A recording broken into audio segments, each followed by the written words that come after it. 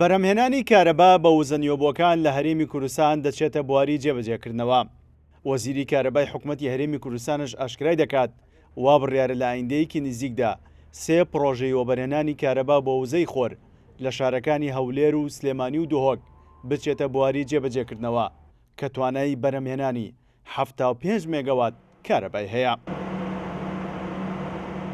12 کو پشتی 10 ڕۆژێ دیترێ ئۆفەرێن 75 مێگاواتێ دیترێ یەت وزاخۆر و مایە پێشکەشکردین 325 مێگاواتی دوهۆک و هەولێر و سلێمانیە دێ بۆ وەزارەتێ.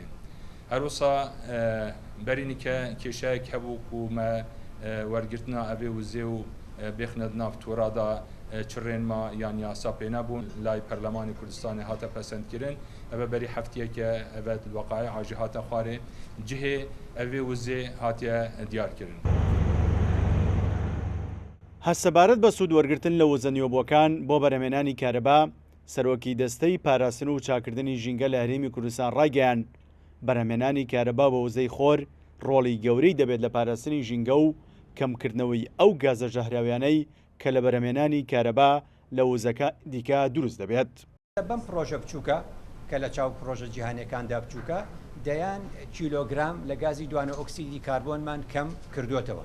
جا بڕوانە لە ئاستی پرۆژە گەورەکاندا چەند کەم دەبێتەوە بۆیە لە چوارچێوەی ئەو سێ خاڵی کە باسم کرد ئێمە پابندبوونێکی ترمان ڕاگەیاندووە. عێراق و هەرێمی کوردستان پابندبوونی خۆیان ڕاگەیاندووە لە 2021 تاوەکو 2030 ئەم وزە نوێبووانە زیاتر بەکاربێنن پرۆژەکانی زیاتر ئەنجام بدەن.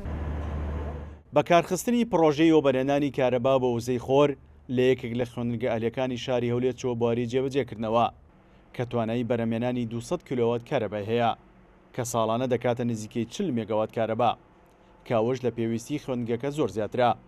ئەو وزەیەشی کە زیاد دەبێت دەچێتە نێو تۆڕی نیشتیمانی کارەبا و لەلایەن حکوومەتەوە لی دەکڕێتەوە.